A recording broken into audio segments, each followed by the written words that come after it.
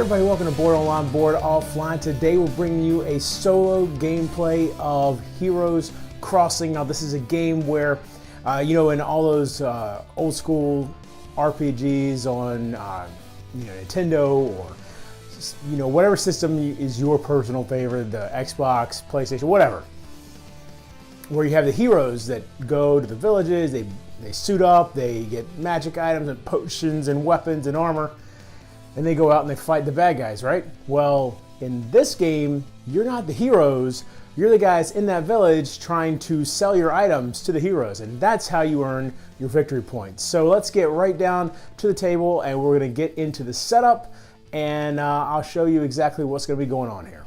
All right, so here we go. So we have the board set up here. We're gonna have to lay out some cards and tiles here in just a second.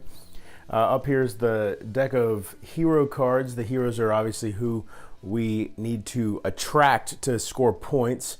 Then we've got some building tiles here that we can use to set up our village. These are level 1, level 2, level 3. The hero cards, there's 4 level 1, 4 level 2, and 4 level 3 cards, all stacked on top of each other. These are going to be the ghost players. Basically, wherever these guys are, the tiles or cards underneath them are a little bit more difficult for me to bid on or attract, if it's a building or a hero. And I'll explain that a little bit more as it comes along. We've got some land cards up here that you can't ever have two buildings right next to each other. You got to have some land in between them, and so that's where these come into play. They don't have a level. They are double-sided. Then you've got my worker right there, who's just there to keep track of my score. In a solo game, the goal is to reach 40 points. If you get above 40 points, then you win, and get below, you lose. And so these guys, again, make it more difficult to achieve that goal.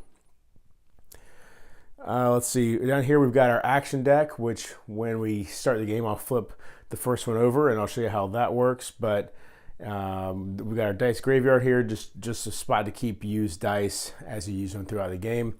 Up here are the cubes that all represent the different resources that we're going to be trying to sell to the heroes. Here are the ghost players' dice that basically are there to during the game with multiple people, you can steal dice from other players, and those are there to give me some options for stealing. The ghost player also, however, will have ways of getting rid of some of those dice to make it more difficult for me to steal. Here are my dice over here. This is the zoning, I believe it's called a zoning die.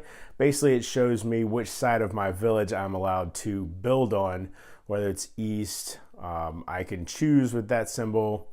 I can choose, pretty sure. I'll double check that. This one though means there are no restrictions, and then you have east, west, or south and north. So these tiles right here are exactly what they look like. You add 1 to the die for every one you spend. However, the ghost player starts with those, and all that means for the ghost player is that whenever the ghost player has rolled its dice, let's say it ended up with something like this, then the top 2 dice will get taken away because it has 2 of these, and these 2 would get discarded. And the way he ends up with those is that whenever I steal, and this is in the solo game or the multiplayer game, whenever you steal, you have to have one of these and you give it to the player you've stolen from as kind of I guess a compensation, because there's no way to block a steal. So at least they're getting a little something out of it. All right, so let's go ahead and lay out the heroes. So our first hero that we're gonna have out here is the monk. All right, so he's level 1, right? But that also means that at the end of the game, whoever has attracted this hero gets one victory point. And he's looking to purchase a potion and that's anything wild. It could be potion, armor, shield, or weapon. But to attract him, you have to use only a green die. All right, so even though he can have a potion, or he needs a potion of one of anything, to attract him, it has to be a green die. When producing resources, you may produce one extra resource of any type if you have a production center that can hold it. All right, so that's the monk special ability, and that looks like, actually, let's see if I'm reading that right. When producing resources, you may, that's actually a persistent effect from what I can tell, so you wouldn't have to tap him in order to use it. All right, so now he goes there. Let's see who we've got next. The knight. All right, so armor and one of anything, but need armor to, or an armor die to attract the knight. You may use an armor die as though it were any color die. That's pretty cool. And actually, now that I'm looking at it, I think I'll go through, I'll double check the rulebook, see if I can get some clarification on that. Pretty sure both of these are going to be one use per round. So let's see, we've got the defender. All right, again, armor and one of anything, attracted by armor. Add or subtract one to any unused armor die. And the last hero that's going to be out right now, the wildling. Needs 3 of anything, can be attracted by anything. You may re-roll any unused resource die.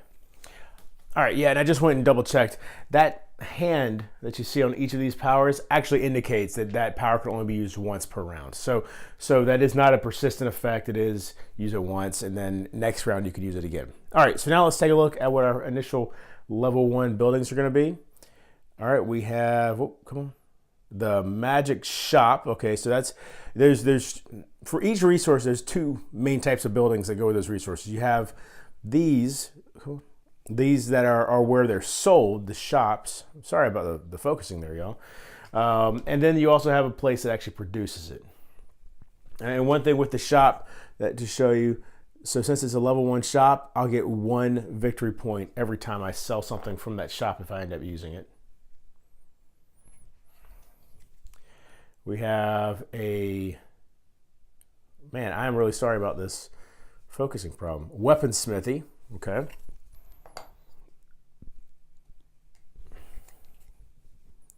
This is a specialized land.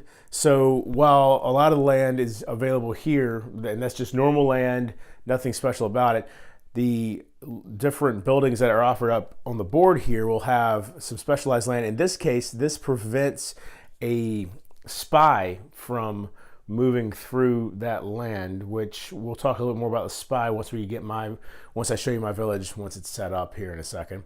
All right, here we've got, man, I don't know what's going on with my camera today. The apothecary, okay. So this is a spot where potions are built or created, I should say, and a potion shop would be where they're sold. And another one of these lands, which, by the way, these 2 lands are called guarded land, is what those are. So what we've got initially here is the potion shop, the armor smithy. Let's see, so let's separate these out. So we'll put shops here. These are where the production centers here. The Mage Council for potion or for magic items. We've got specialized land here. This is a fountain that gives you 3 points at the end of the game. Magic shop, armor smithy, and armor shop. All right, so let's go ahead and let's separate out any of the duplicates. So we had 2 armor shops. So let's get rid of one of those. And up here, 2 armor smithies to get rid of one of those.